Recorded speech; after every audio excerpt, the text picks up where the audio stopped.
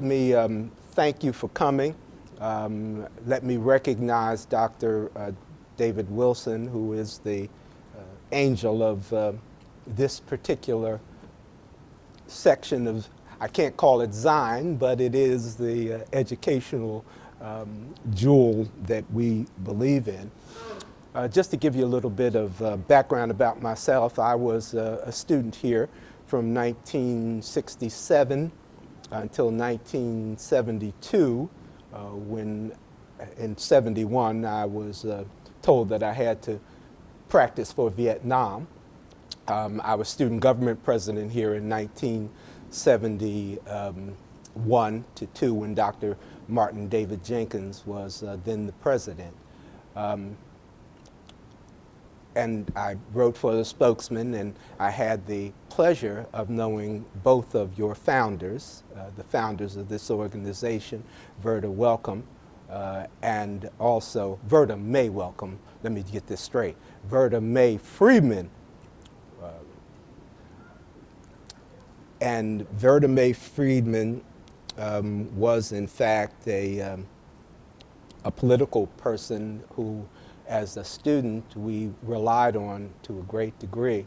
And I'll tell you the stories about Verda and Kwesi Mfume. I was his campaign manager and the campaign manager for Sheila Dixon, who ran for president of city council and also the 4th district, which was Verda's district. She was the 4th district representative and a senator. I think first, before we start, I'd like to sort of frame this by the faith of our founders. Great topic.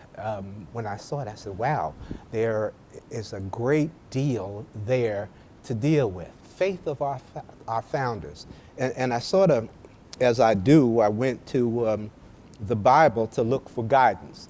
And now I'm not going to give a sermon here, but I'm going to tell you what is sort of at the heart of this faith with our founders. And I looked at Hebrews 11, verse 1, which says, "Now faith is the substance of things hoped for and the evidence of things unseen." And what I did, I went back in my mind to think about who I was dealing with. I remember seeing Dr. Quarles in that hat of his, that fedora hat, and the suit that he always wore, clean as a butter bean. Whenever I came in as a student, and you know, when you're a student, you look at folks and you say, wow, you know, you kind of hold them up on a pedestal. But he was never one, and I have at least one person who, two persons here. My wife was also a student here and graduated in 1964 and took the class in America and the Making of the Negro. And, oh, great. We have the pleasure of having Dr. Nagore here, who is the chairman and the main angel of his house, the School of Liberal Arts. And so I'm glad, Doctor, that you are here. Thank you for being here, and we appreciate your presence. Dr. Nagore is always one who has been somebody who stays in the back, gets things done, and then when he is done, it's all right, and he leaves. So, so he's close to the door so he can leave whenever he wants, and that's okay, Doc. I do understand. But to get back to what we are dealing with here, and faith in both Verda May and in Benjamin Arthur. And if you think about these two great personalities, and when I was a student here and Dr. Quarles was here and taught history, we were awed.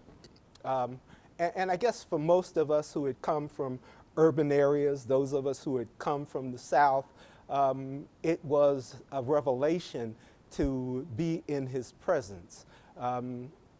And to know the depth of his commitment to history.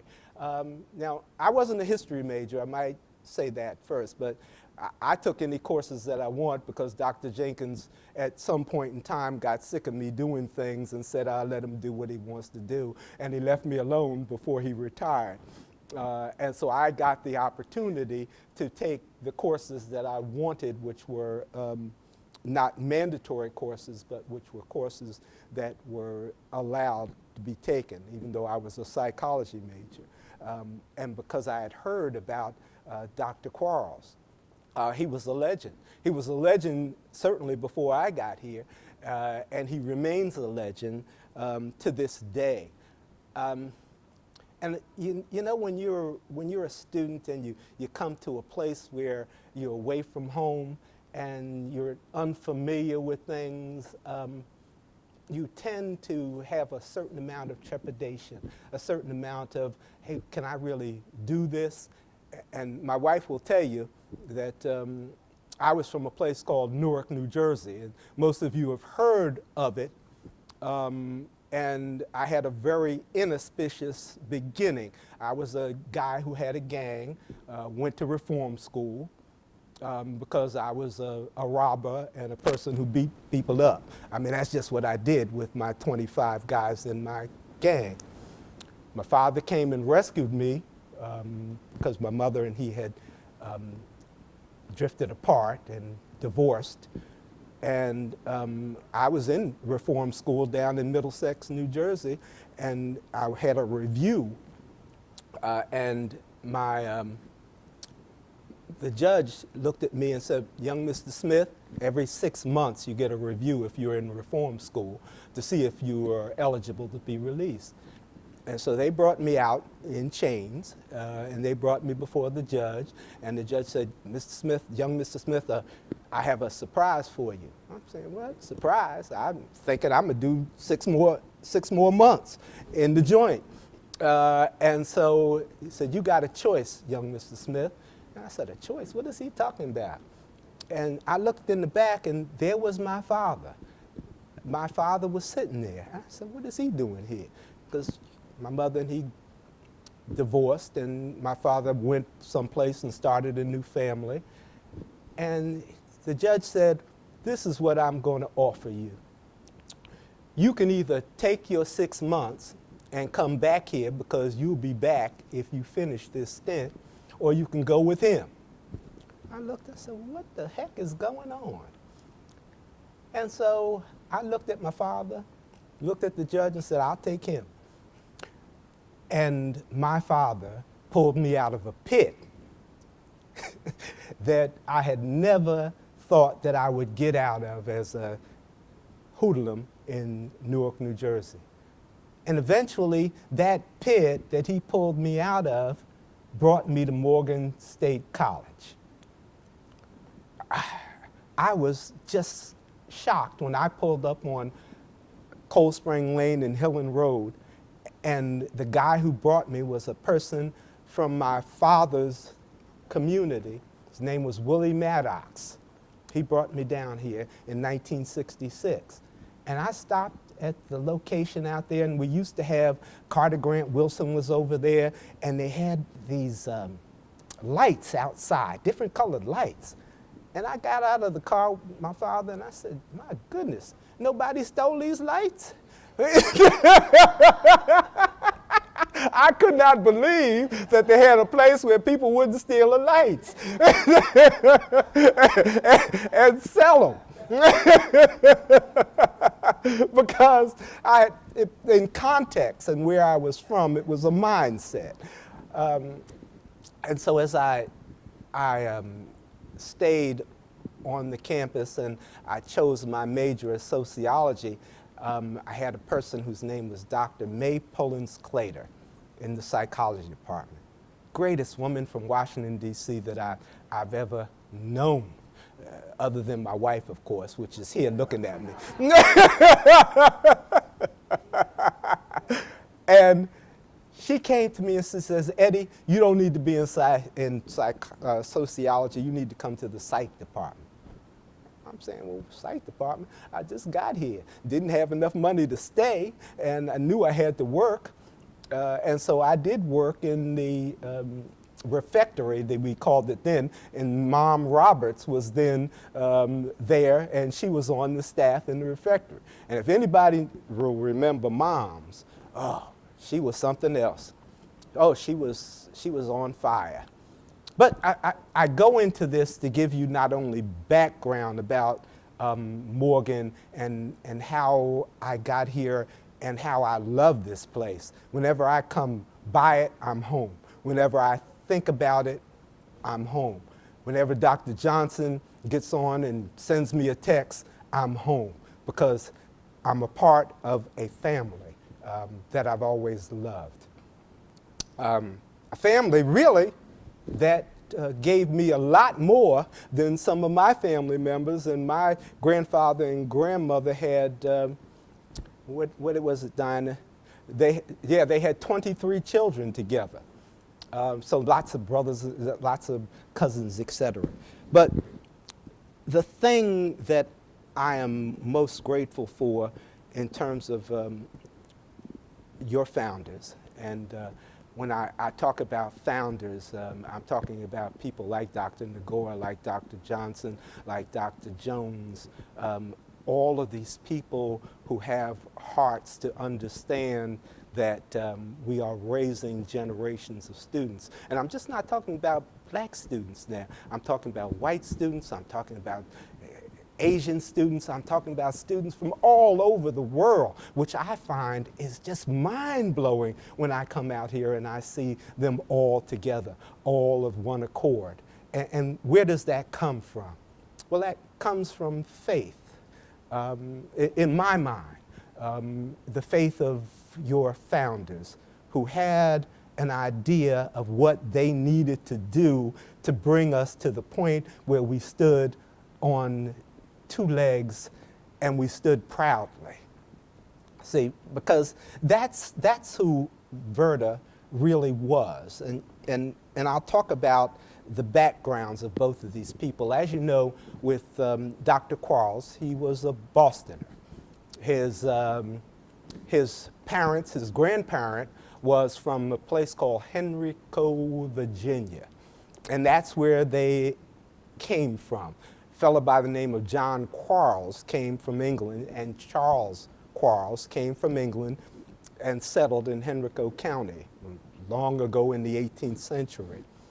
Dr. Quarles' family, being from the same area, his grandfather fought in the Civil War in the 3rd Division of the Light Infantry Unit of the Union Army. And at a place called, I'll have to look at this on my notes, a place called Marvin's Wharf, made himself sort of a hero. They managed to stop the Confederates from overrunning the James River and taking Richmond. And that is the grandfather of Dr. Quarles. And if you look at the history, you'll find, and thank goodness, while I was here several years ago, I was allowed the opportunity to go over to the library with Dr. Jones in the archives and look at some of these records. And I appreciate that opportunity because it gave me a different vision, the vision that Dr. Quarles always would have expected of me. Let me just roll back a little bit and tell you about my connection with Dr. Quarles a little bit more. When I had the course in history, and I mentioned this to some of the folks who were here earlier, if you were the top student in history, then you got the opportunity to go with Dr. Quarles on his many sojourns into America. And in 1968, 1969, I got the opportunity to go with Dr. Quarles and two more people here, Gus Adair and another, and we went down to North Carolina, down to A&T, to the study of Negro life and history. Well, even though I was the top student, I wasn't there to give any papers. I was there to fetch water and to make sure people were hydrated and to make sure that they had what they wanted, cigars, all of that kind of stuff. And, you know, as a kid, and that's really what I was, I guess, at 18 or 19, I was running around, sleeping, you know, that was my lot. And it was great. And this is what came out of that conference. John Hope Franklin was there, and I got the opportunity to meet John Hope Franklin. Of course, Carter Woodson had, at that time, had passed away, but having the opportunity to be there in North Carolina with all of those giants as a result of what Dr. Quarles poured into us was just amazing. And this is what came out of it. Coca-Cola sponsored a film strip, and I don't know, many of you, some of you are young and don't remember the film strips, but those of us like my wife and myself, we came up in mimeograph machines and film strips, etc. And this was a guide for high school teachers that went all over the United States, that was done at that conference. And I've kept it all these years as a reminder, and you know, I had to go and look for it because it was down in the basement, but I finally found it, and I brought it in so that you can see and feel your founder and the kind of man that he was. Let me talk a little bit about Dr. Quarles and his background, as I will about Verda, Verda May. I like that name, Verda May, because it's Southern. Clear down to your shoes. Clear down to your shoes. Oh, yes, Lord. And that's who she was. But let me talk a little bit about Dr. Quarles for just a moment. As most of you know, Dr. Quarles, being from Boston, Massachusetts, he was married to a white lady, and she was Catholic. And they had two children. And you have to remember Boston back in those days. Boston was originally a Quaker town, by the way. And there was resistance to interracial marriage in Boston, but they didn't pay any attention to that. And of 100 groomsmen, a full 14% of them married other race people in Boston. In fact, the people who lived with Dr. Quarles' father, Arthur, wait a minute, I got it. See, I still can slip.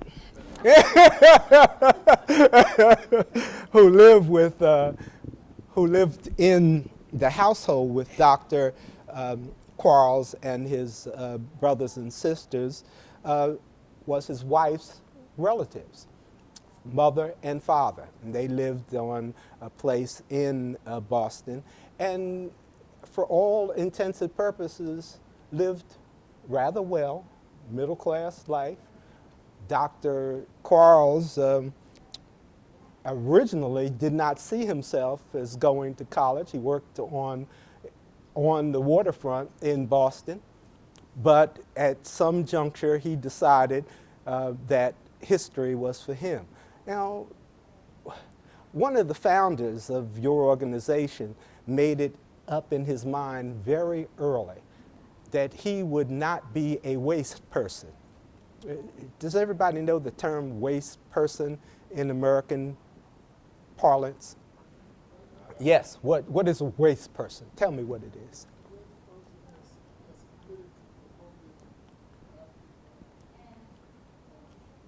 Mm-hmm. Well,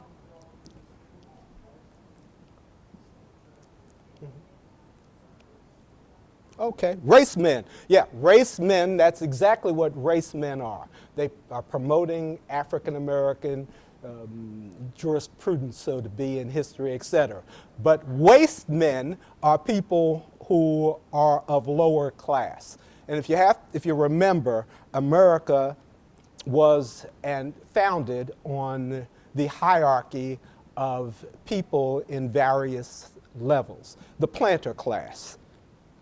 Everybody other than the planter class were lowborn and had to fit in a certain striated kind of society as to functions. Layers, in other words, of hierarchy. Waste people were basically what they called the rednecks, what they called the crackers, what they called the clay people of North Carolina, of Mississippi, and others. The higher realm of people were the planter class. And they brought their attitude from Europe, obviously. But what they didn't want was a king. Because then their fiefdoms and their property would be attached to somebody who had ultimate authority to take them at any time. So what the Americans did was that they created class so that all of those under them would be subjugated. And if you think about it today, the vestiges of class is very much alive. If you think about it. Well, see, here's where a guy like Dr. Quarles came in handy. He knew this. And Dr. Quarles was the kind of meticulous fella. If you listen to Dr. Brett, I remember seeing a film strip when it was still film strip from Dr. Brett. Dr. Brett used to be one of the administrators on the campus here. And she was the second wife of Dr. Quarles. Just a wonderful, wonderful woman. And what she said about Dr. Quarles was this. Well, you know, I never got to see him much because he spent most of his life in his study. Well, what was he doing in that study? He stayed in that study until she called him to dinner. And that's what she said, that's when she saw him. That's the only time she saw him. So what was he doing there? Well, this is what he was doing. He wrote 6 books. I have read these 6 books 2 times, 12 times in these books. And these books are about a process in America that left us in a class condition which we have overcome. This was his life. This is who he was. And when Carter Woodson died, he and John Hope Franklin became the preeminent people in this history. History that we never knew. My wife told me, she came here early on in Morgan and graduated in 1964. She never knew some of the things that existed until she took Dr. Quarles' class. And I sure didn't, a gangbanger from Newark. I sure didn't know, because all I was interested in doing was how fast I could throw my left hand. So what did he do for us? What did his faith do for us? That's more to the question. Because there were many of us who hoped to break out. And it's the same, I think, in every place across this planet. When we attempt to rise up, we don't want to be pressed down. We don't want to be looked at as being less than or waste men and women. We want to stand proud of what we were and what our people were. That's why I started this story with where he came from. And I'm going to talk about Verda because she is a study in just so much love and so much understanding of who she was as a teacher and as a mother and as a wife with Dr. Welcome. I consider myself lucky for knowing these people, because they always managed to breathe something into you. And that was faith, no matter what you were going through. You know, sometimes we all need, as much as we think we're tough and we can do it, we need the faith of people who've been through something, who have seen some things, who have known some realities. Dr. Quarles was one of those, as was Verda. I've gone off my outline that I. No,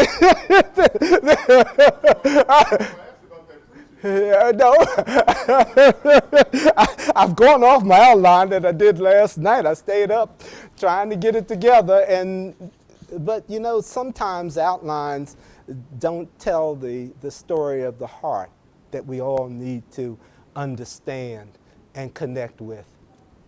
That's why all of these children who are out here now, almost 10,000 of them are here, have to know the stories of your heart. That's why whenever I get a chance, and I know I can be a bit much, and people want me not to come out here, as Dr. Jenkins said to me in 1971 when I closed down the campus 5 times based on Black Power, said I was destroying the school that he spent 21 years building. And the funny thing about it is that I didn't think I was doing anything wrong, because I thought I was right. I thought I knew. Hey, you can't tell me. I'm Black Power. I'm Huey Newton. I'm all those people who said we got to go someplace, but who had no idea how. I didn't either. But who kept the faith? Your 2 founders, who understood what the real issues were and how to get there with grace, determination, love. Your founders. Boy, I love the sound of that. I love the sound of that. Because what it teaches me is this, that humanity is transactional. It flows through all of our minds. You know, that part of the frontal cortex that does all our executive thinking. You can tell I was a psychology major because I have to refer to what I know. That is the part that is exercised in order to make us who we are, human beings. I'm thinking now about Verda and being down in 1962 down in Annapolis. It's a tough place. That's a tough place with a lot of crazy people from all over the state.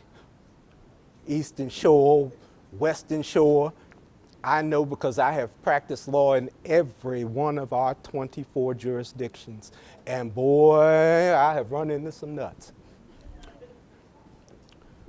Some real waste people across those counties and in those jurisdictions. But you know something?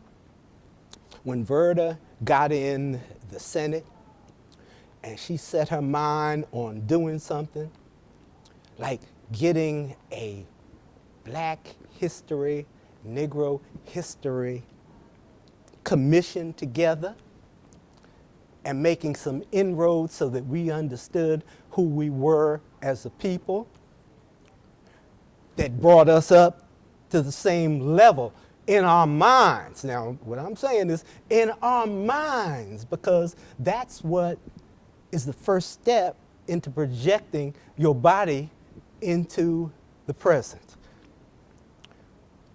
With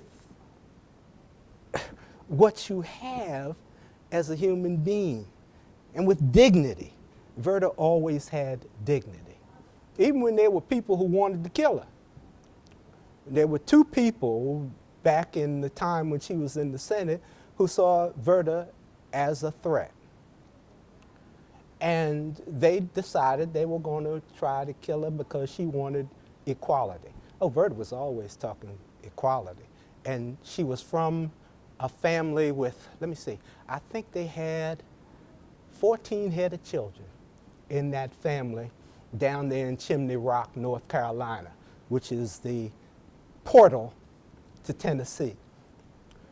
They were on a farm, and let me set the picture. They were poor as church mice. All them children, you're going to be poor. Got a lot of mouths to feed, 14 people. Her father was a farmer. Her mother was a farmer's wife. And the children that they had, they cared for and they loved. No way that they didn't pour that into Verda, because how else could she come to Baltimore in 1929 as she did, find Coppin State College, get her degree, then come to Morgan, got her degree from Morgan in history. Now, in history, listen to me. How does a little girl named Verda May do that? Well, there was something in her. And it ain't really special because it can arise from all of us. But what did she do? She kept the faith. She looked up and married a doctor, Henry Wellcome. He was well known in this community. I don't know how many of you knew him. I know Diana knew him and knew of him because her uncle was a doctor in this community. But they raised 4 sons and 2 daughters. And she went back and got her master's degree. Ho! Little girl from Chimney Rock, North Carolina. Now that's something, if I could dance on it, I would. I'd run around this room, but I've been told I cannot do any preaching because I don't have a preaching license.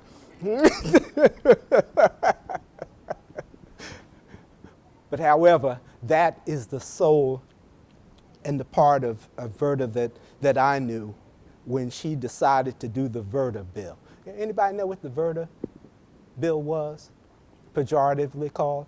Well, it was for this organization to exist. It was the birth of this organization. And she put it before her Senate committee where she was the chairperson, second black woman in the country to obtain the position of senator. Well, you know what? Women are powerful people. I don't care what you say. I know women are powerful people because they have been the drum beaters for us for many years. Now, some of us men, we ain't worth spit, some of us, and some of us become worth spit after a while once we run into the right woman. Oh, yeah. Oh, they'll build you up quick if you let them.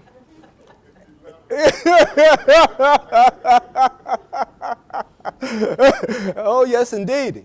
And they will get you into a position where you're doing what you're supposed to be doing. Now, some of us are resistant. We're knuckleheads. That's just the truth of the matter. But when they raise the children, as Verda did, to be good people, and I knew at least one of her children, Mary Sue, just so happened, who was an attorney and who for years was in Atlanta before she came back home. Anybody seen her, by the way? You have? Oh, tell her Eddie Smith said hi. I love her. Well, Mary Sue Wellcome, one of her 6 children. Yeah, 4 boys and 2 girls. And she had a very famous case down in Atlanta. It was a sad case. The children who were killed down there by the murderer, Wayne Williams, I think his name was, if I remember correctly, and Mary Sue was his lawyer for a time. Yeah, well, being found guilty is a pretty good indication.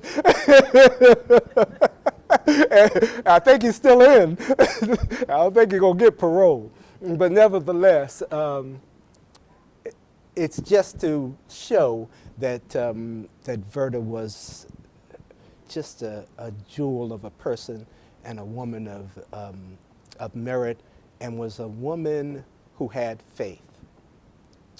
And of course, knowing her was something that one of the I think when I think of running campaigns and when I think of coming down to testify before her in Annapolis in the old days, they're some of my fondest memories, seeing her face up there. Not many of them down there in those days, but the people who were there were, they were powerful.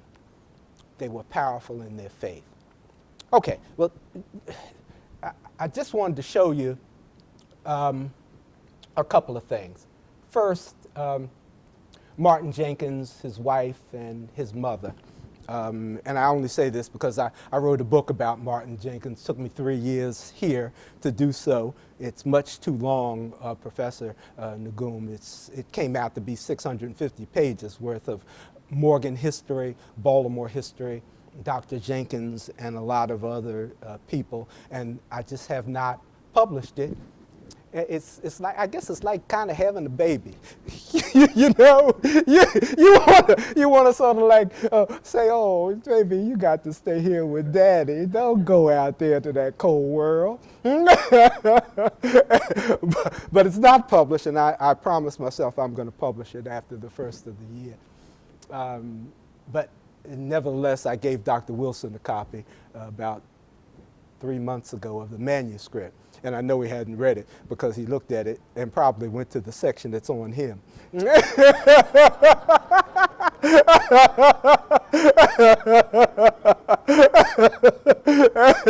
it's probably still on those pages.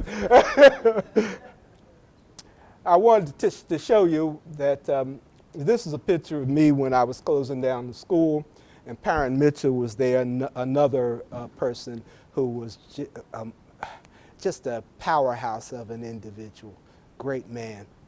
And Dr. Sheffy, who was here for many years, who I still have contact with. She calls us up all the time to invite us for crab cake dinners. Only thing is she wants us to bring the crab cake.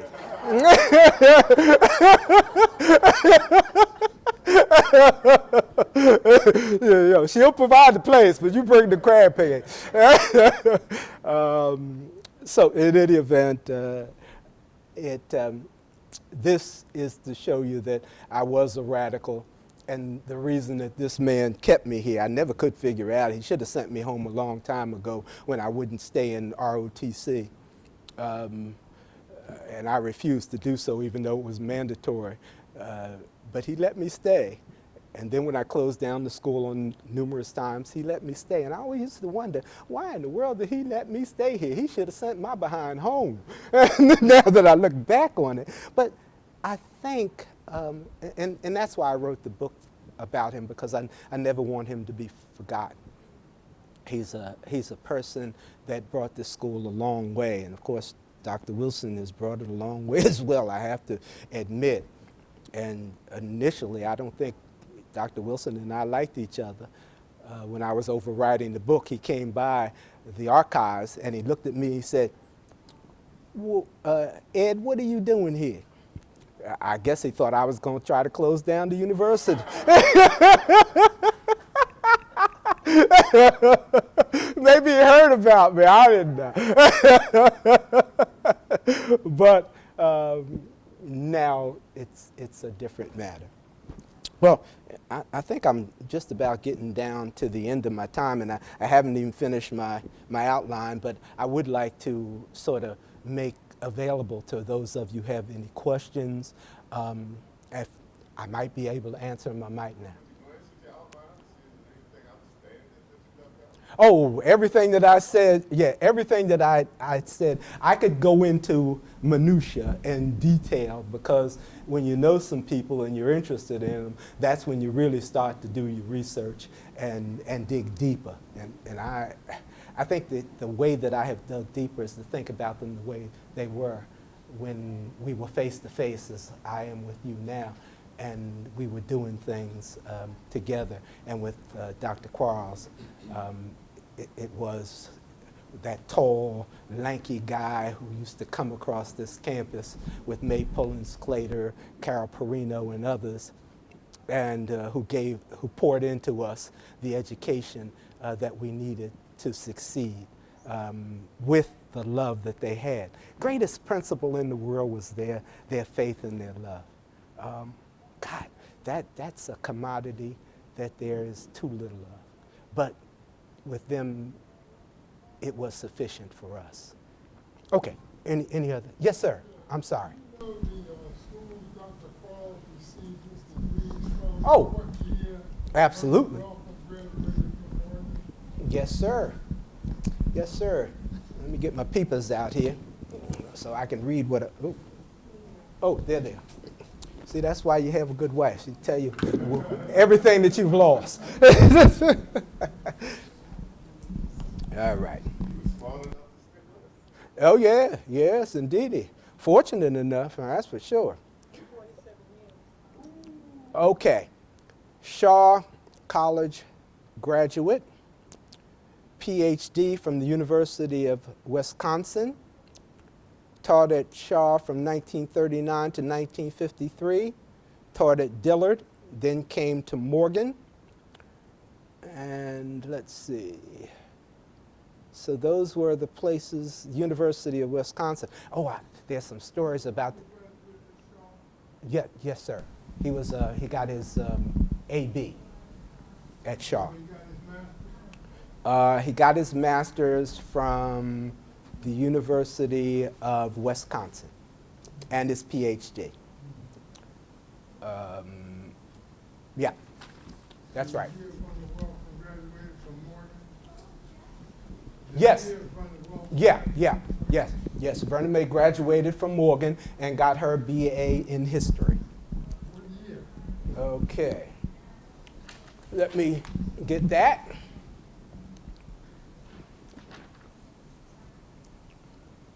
Okay. Left in 1929 to attend Coppin, Morgan Strait in history, 1939, the date of the 10 years after the Great Depression. Married Dr. Henry C. Welcome, 4 sons and 2 daughters, and she got her master's degree at NYU in 1943. Yes, sir. Why we don't hear anything about any of the children other than Mary Sue? Now that's a funky question.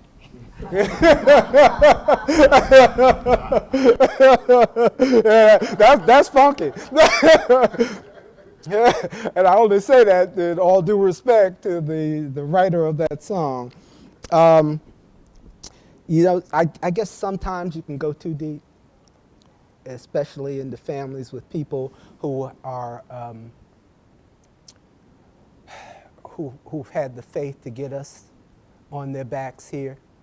Because sometimes you don't, when you see your parents, you don't live up to what they were, and you don't understand that every road, you travel down is your own, not your parents. And sometimes you can't reflect in their glory and do the same things because of different times. I think wherever the 4 sons are, and the 1 daughter other than Mary Sue, who we know, that they're doing well, because I think that they had good parents. Dr. Welcome, Verna May, good people. I have no doubt, but they're all right.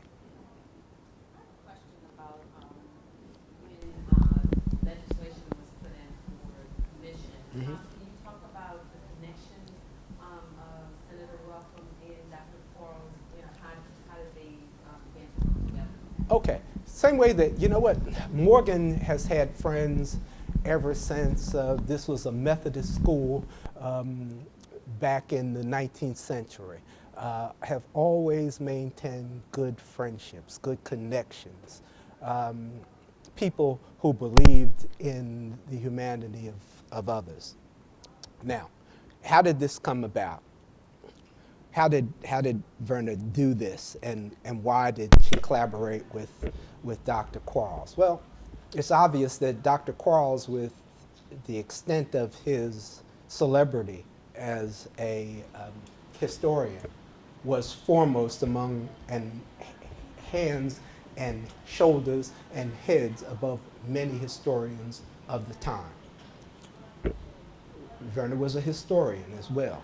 the collaboration was natural and obvious as to when they would get together to do what was necessary. Have you traveled to the 24 counties in our state? As a mission? Yeah. Yes, we did. Yeah. And you know, based on no other good things that you all have done, that there were some deficiencies. Our graveyards were decimated in some instances. You all have made them well. Our places of education for children who were black were dilapidated, and you all have made them well. And you've made them well through the medicine of the people who came before you. Now it's your turn. And you're doing a great job. I mean, I never thought that you all could go on the Eastern Shore and do what you did. It really, not even in Annapolis, and have a church that came really, that has been there, and you've made it something wonderful. So the work is still rolling. It's not going to be finished. I know I'll be long in the grave before it is. But young people like you and the other commissioners who know what is important to maintain the faith of our fathers, 1619 is just more than a number. Because before we know it, it'll be 2219. And where will we be? Well, it will be based on the faith of your founders. Who they were, what they were, the strength, the power, the aura. Oh, man. Now I can dance on that one too. And now it's in good hands, Commissioner. It's in good hands, as far as I see. I mean, I love standing up here talking. I could talk till the clouds come home, and have done it in many courtrooms across this country. But knowing that we have not just a history, but a future in a history, oh, makes my heart jump. How about you? Time to tell the story about Quarles. Quarles. Which one do you want me to tell? Remember? The one you had in mind. That's a good response. Oh, yeah, the one I had in mind. I could tell you a whole lot of stories about Quarles when I was supposed to be his best man at a wedding with a movie star. Let me tell you, that's a funny story. I remember her. All right. Her name was Lynn Whitfield. Quarles called myself and Diane and asked us to come over to Washington, D.C. when he was in charge of the Black, what was it called? Black Caucus. Right. And so he sent a car for us. Oh, did it up. Sent a car for us. And when we go over there and we get out of the car and we walk into the joint, I can't remember where it was, but in any event, I'm standing there and Quarles says, Eddie, I want you to meet Lynn Whitfield. I said, what? You know, I know Lynn Whitfield. I mean, I saw her in that thing with that boy Martin Lawrence in that motion picture where she, broke him down to his brake pads. I saw that. but other than that, I didn't know Lynn Whitfield. So I went up in there and he said, Eddie, I want you to talk to Lynn, et cetera, et cetera. So I was then chairman of the Arena Players, and we needed some money bad because the place was raggedy. It had been open since 1950, and we had stuff falling off the wall, curtains with holes in them, et cetera. And so I said, well, this might be an opportunity. So I went over there, and I didn't want to go, to be honest with you. Diana said, let's go. I went over there, and when Lynn Whitfield was there, and she was very nice, and I said, well, then we have a problem in Baltimore. We have a theater that's old, and it's decrepit, and we need some money. Money, honey. And she said, oh, I'll bring Danny Glover and we'll make you $1 million. I said, what?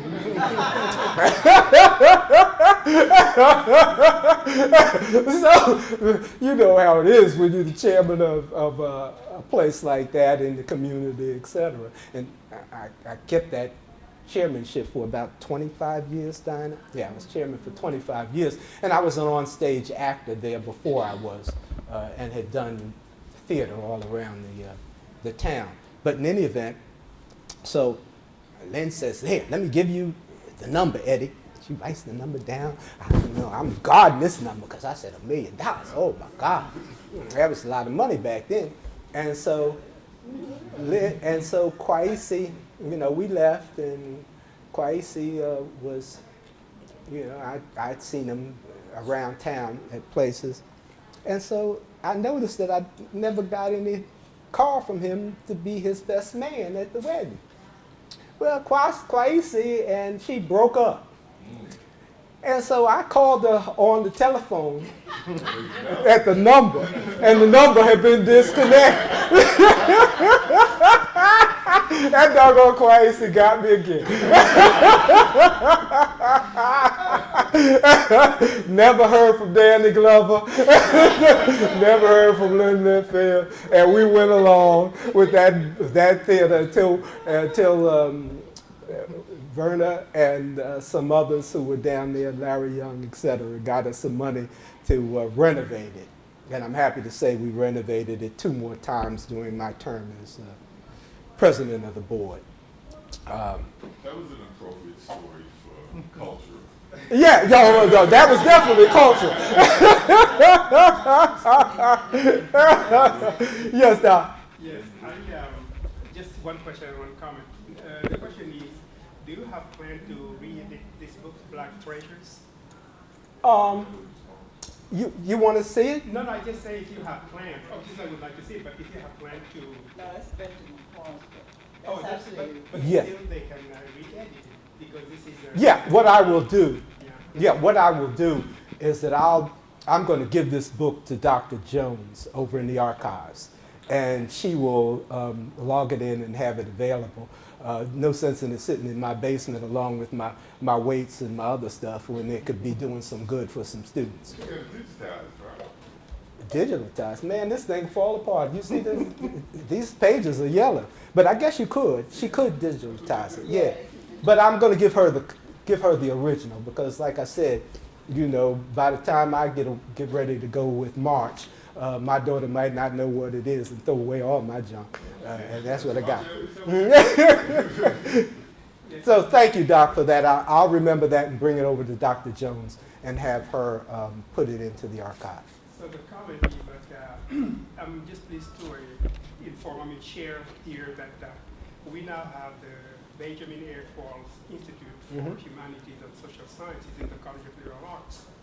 And it's to promote the humanities, and we provide support, research grant for faculty. We have an undergraduate program for students who plan to pursue a PhD in the humanities and social sciences. We also have a high school summer program. That all of these are, the undergraduate program is a residential program, 6 weeks on campus. And the high school, the institute pays for their transportation and they spend the whole day here. And at the end of their program, they curate some work because the program is held at the museum. And they also participate in our annual conference. Make presentations. So this year we could not, in summer 22, we didn't hold the high school program because of the pandemic. 2020, 2021 and 2022. We're not able to hold to have the summer program for high school. So the institute is funded by the Mellon Foundation, and also the Mellons supported us, the college, to create a degree program in African American and African diaspora program. We are working right now, we are at the minor stage. After this, the next 2 or 3 years, we develop the degree program in the African American, African diaspora program. Let me just say this. Verna May was with others in a summer program at Morgan that brought children from the city out here at Morgan, and for 4 weeks of the summer, and this is over in the archives, I found it in researching, she was a master teacher teaching them exactly what you were saying. So even then, her spirit saw into the future as to what you would be doing now. Just incredible. Yes. Well, I'm going to bring you some more incredibility. Okay. When I looked at the selections of places to go to present presentations, it was a competition. And I looked, I saw they were on video. I said, so I can see that on recording.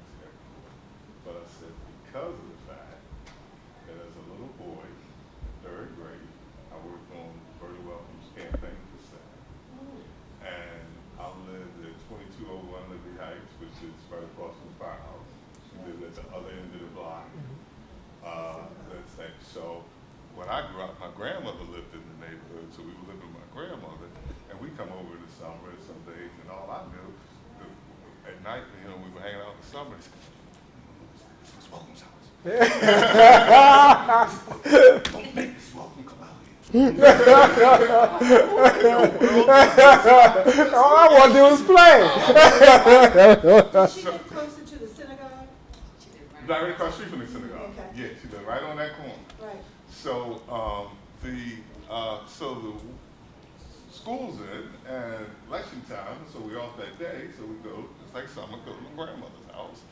And Miss Molly, who was the nosy lady who looked out the window all the time, never come out the house except for Saturday to go shopping. But she got dressed up to do the canvassing on the phone. So she said, yo, act like a fool up there. You got these people around here. What y'all need to do? Y'all hand out some of this literature for Miss Welcome. I said, I don't do this. So to this second, I said I was giving up a campaign that would look like 4 years from now. I have to do it again. But not for me, but for somebody else. But to this second, every time I'm canvassing at the polling place, I think of that little boy who had to run past all his friends to get to that person before they did.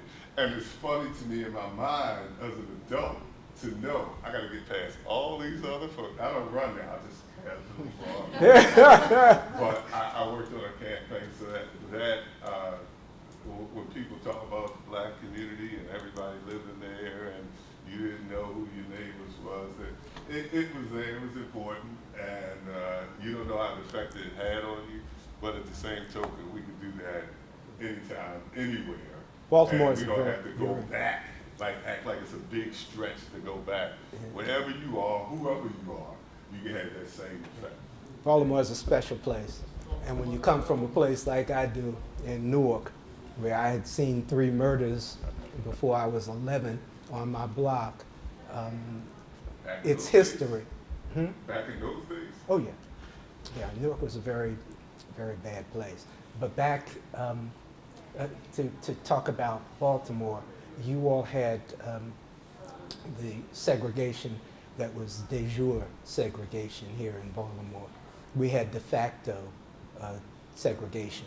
We were supposed to know our place. We're not to come, but the law did not prohibit us. As a result of your segregation, you developed close bonds and communities, and your communities were stronger and more cohesive. And so when you tell that story about Verda, I experienced the same thing in canvassing. And you know, when you don't have any money in campaigns like Quarles, he broke as a joke. We had to do exactly what you said. We had to get shoe leather, and we had to ride around Baltimore in our old cars, jump out of the cars at the markets, jump out of the cars at the houses, and canvass all those places. I think I have walked Baltimore from stem to stern, all the way out there at southwest Baltimore, all the way over to northwest Baltimore, at least, I guess 5 or 6 campaigns that I operated as a campaign manager. And I got to know the people in the community. Oh, I miss them so much. It makes my heart think when I'm down at the cemetery on North Avenue, all of those people who were there, who, when we came through the neighborhood, would open up the house and say, son, you know it's cold out there. Come on in here and get a glass of this tea. I mean, they're gone, but they're not. They're still here. They're still here.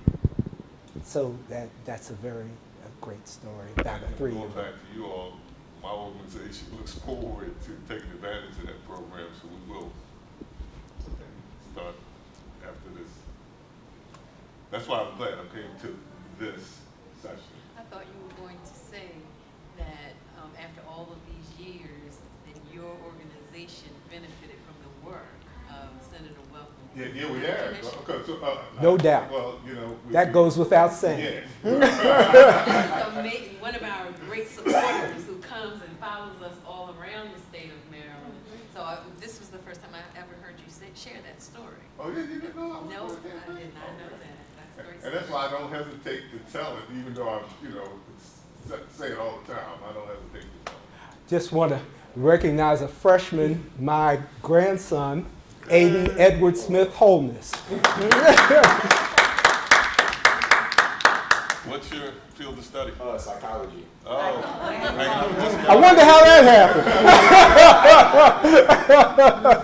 The walking tour going to include the Dr. Benjamin Quarles Library, a room in the library. I don't know. I'm just a presenter. I'm sort of like a foot soldier. Guess what I found out? The commissioner here might know. Guess what I found out?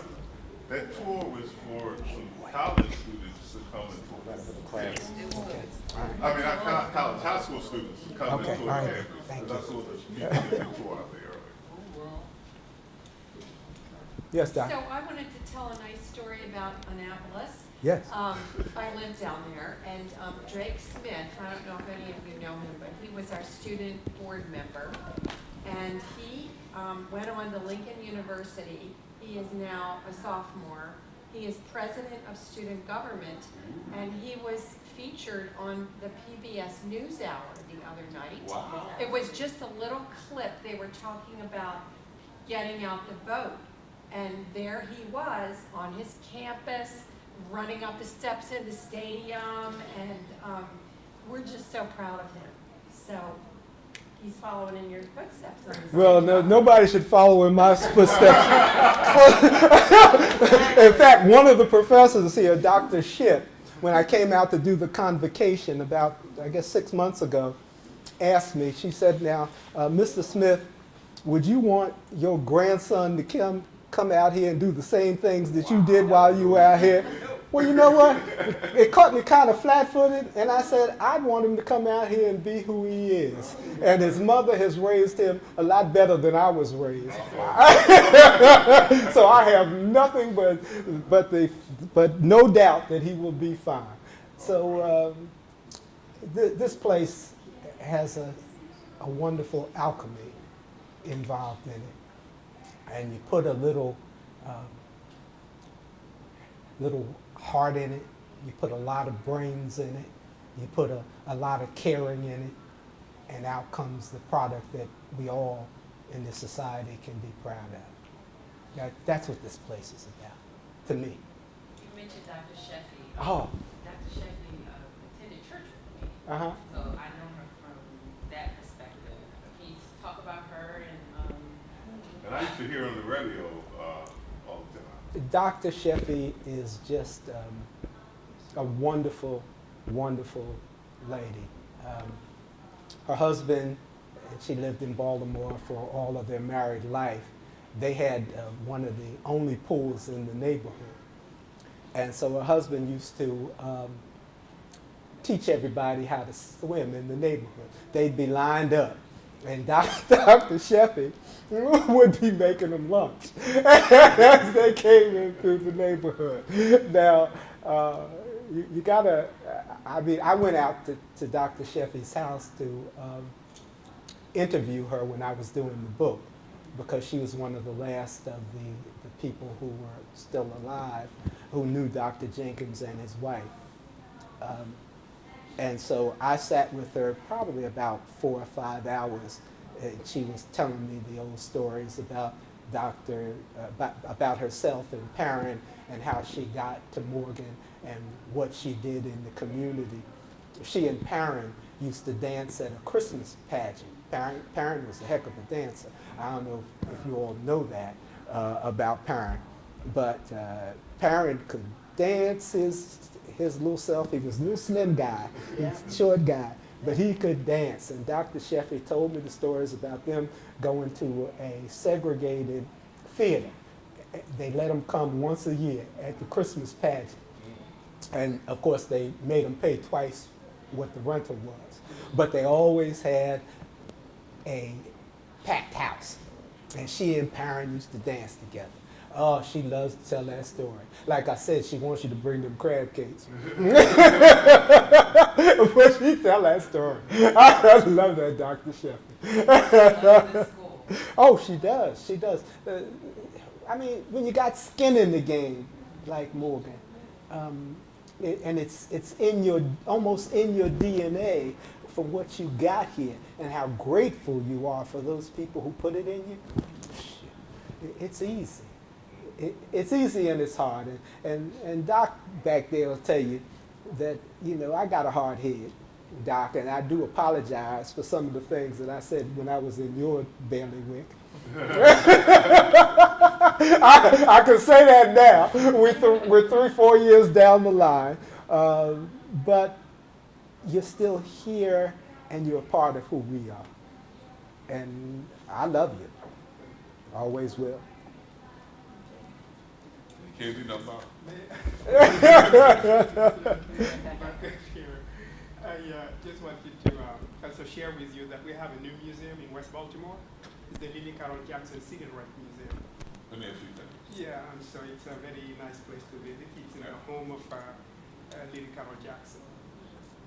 Yeah. I was at an event and they told me you all have done digitizing online or something, like an online exhibition. Yeah, we are working. Yeah, I think if anybody knew Miss Jackson, she'd be running around there making sure that the beds were made and that the place was dusty. She probably doing that now. All right, you all. I think that I've taken up enough of your time. I do appreciate it. You all take care.